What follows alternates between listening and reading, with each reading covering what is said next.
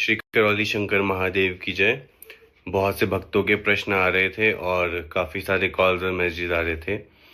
एक वीडियो जो वायरल हो रहा है, दरबार के खिलाफ प्रचार चल रहा है मीडिया का, आप लोग देख सकते हैं, जिसमें बात की जा रही है कि एक लड़की के अंदर प्राण कैसे स्थानांतरित किए जा सकते हैं। और सबसे हैरानी की बात यह है कि ये प्रश्न वो कथावाचक, वो वैष्णव संप्रदाय के संत महात्मा पूछ रहे हैं जिन्होंने पिछले साल राम मंदिर की प्राण प्रतिष्ठा में बढ़ चढ़कर भाग लिया था। वो मीडिया, वो न्यूज वाले ही क्वेश्चन पूछ रहे हैं जो पूरे विश्व को राम मंदिर की प्राण प्रतिष्ठा का लाइव टेलीकास्ट करा रहे थे। एक दोगलापंथी की हद होती है जो तुम लोगों ने पार कर दी है। कैसे? जब एक पत्थर की मूर्ति जो बोल नहीं सकती, चल नहीं सकती, खुद से खा नहीं सकती, पहन नहीं सकती, नहा नहीं सकती, उसमें तुम क्लेम करते हो कि तुम वैदिक मंत्रों, अनुष्ठान, हवन इत्यादि के द्वारा उसमें प्राण स्थानांतरित कर रहे हो। और किसके प्राण? साक्षात भगवान राम के, ईश्वर के, नारायण के प्राण उसमें ट्रांसफर करने की तुम बात कर रहे हो वैदिक मंत्रों के द्वारा। इतनी हिम्मत है सब में कि तुम ईश्वर के प्राण एक मूर्ति के अंदर डाल सकते हो।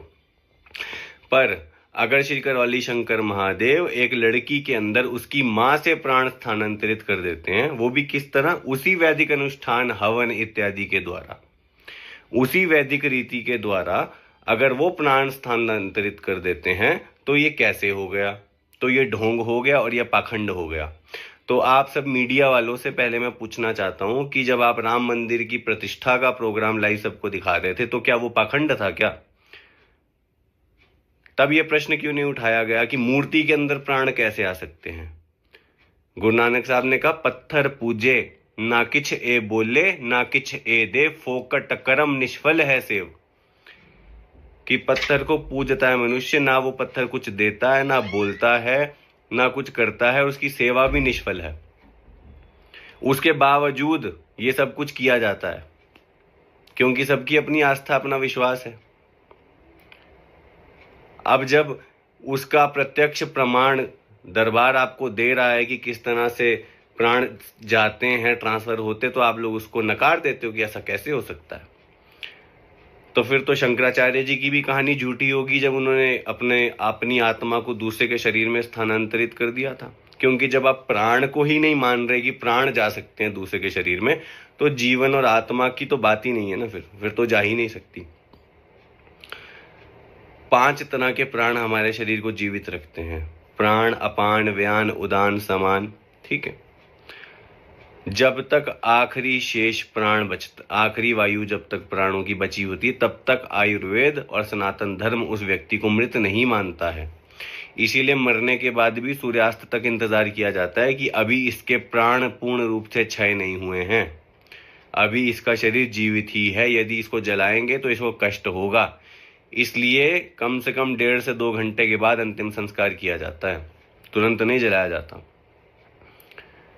और शंकराचार्य जी ने भी जब परकाया प्रवेश किया था, तो उन्होंने आखिरी वायु, प्राण वायु अपने शरीर में छोड़ रखी थी, ताकि जब मैं पुनः अपने शरीर में लौटूं तो वह शरीर जिंदा रहे, पोषित रहे।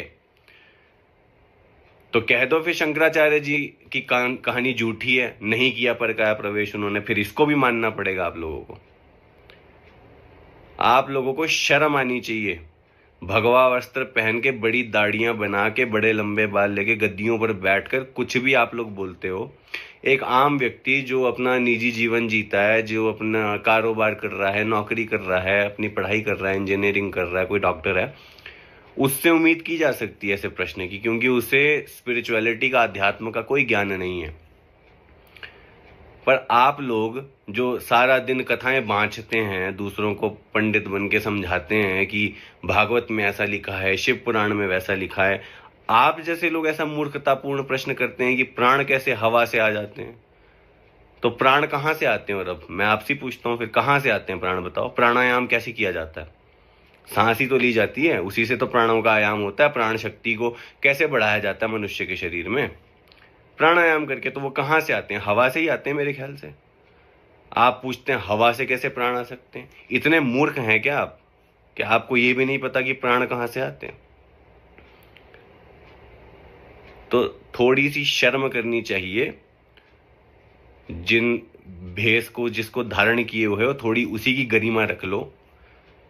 क्या आपको भी नहीं पता कि प्राण स्थानांतरित कैसे होते हैं? तो इसका मतलब आपको ये स्वीकारना चाहिए कि आपके पास कोई ज्ञान नहीं है, कोई साधना का अनुभव नहीं है, तंत्र का कोई ज्ञान नहीं है, कुछ पता ही नहीं है आपको कि कैसे क्या होता है। फिर अगर इतनी सी बात आपकी बुद्धि में नहीं पड़ती है कि प्राण कैसे स्थानांतरित हो जाते हैं। क्योंकि प्राण प्रतिष्ठा जब राम जी की मूर्ति की हुई तब तो आप सभी ने माना कि हाँ, मूर्ति में प्राण प्रतिष्ठित हो गए। तो जब मूर्ति में प्राण आ सकते हैं तो जीवित व्यक्ति जिसमें प्राण रहते ही हैं उसमें प्राण क्यों नहीं आ सकते? पहले तो इस प्रश्न का उत्तर दीजिए। उसके बाद आप लोग दरबार पे क्वेश्चन उठाइए और पूछिए कि ऐसा कैसे हो सकता है।